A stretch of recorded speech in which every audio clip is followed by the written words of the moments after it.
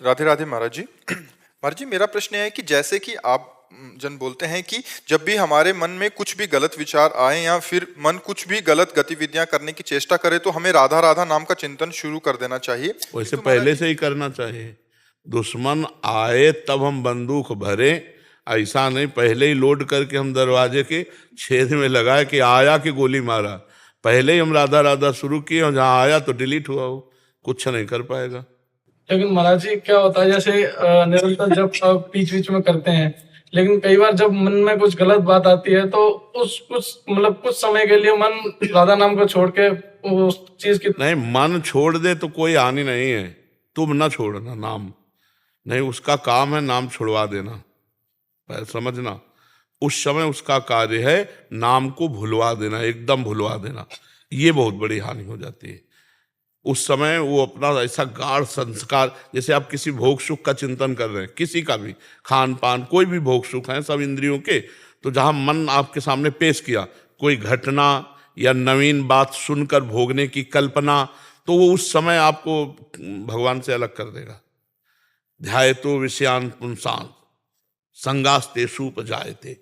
अब तुम्हारे अंदर विषय का ध्यान जो जागृत हुआ और प्रभु का विस्मरण हुआ, अब भोग भोगने की इच्छा, भोग भोगने का संकल्प, कामना, उसकी अपूर्ति में जो क्रोध और पूर्ति में लोभ, मतलब हानि ही हानि है। लोभ और क्रोध दोनों मूढ़ता, मूढ़ता में स्मृति भ्रम, स्मृति भ्रंशा बुद्धिनाशो बुद्धिनाशात् प्रणश्यति। साधक भजनहीन हो जाता। प्रणश्यति का मतलब नाश हो जाना, नाश का मतलब अध्यात्म के मार्ग से गिर जाना। समझ पा रहे हो आप? उस समय हमको डट के भजन करना चाहिए। जिस समय दुश्मन आया उस समय थोड़ी देर छोड़ दिया हम अस्त्र शस्त्र। भाई हर समय हम बंदूक टांगे घूम रहे हो, जब दुश्मन आया तो फेंक दिया, तो फायदा क्या हुआ?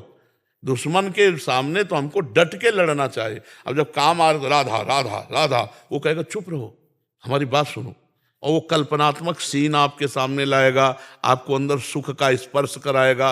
आपको लगेगा एक बार भोग के देखूं, एक बार चख के देखूं, एक बार सुन के देखूं, एक बार, बस वो घसीट ले गए।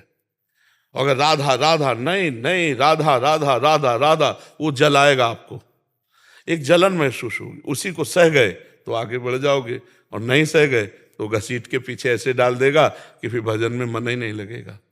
उस समय लड़ना चाहिए बच्चा, पर उस समय लड़ने का ध्यान नहीं रहता। उस समय वो जो हमारे सामने सामग्री फेंक रहा है मनोरंजन की, उस पे हम लग जाते हैं, वो दाना चुगने लगते हैं। नहीं, हमें जाल नहीं दिखाई देता, हमें दाना दिखाई देता है। हाँ, विषय चुगा जिन चुगे, चुगत कछुक सुख होए, फिर फांसी ऐसी लगे तेसम दुख न कोई।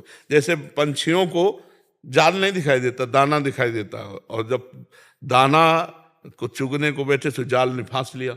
ऐसे ही हमको विषय सुख दिखाई देता है, लेकिन उसमें जो बंधन है वो हमें नहीं दिखाई देता, वो तो बाद में भोगना पड़ेगा।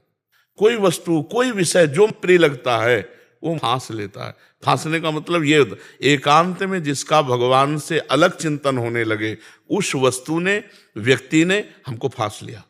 जिसका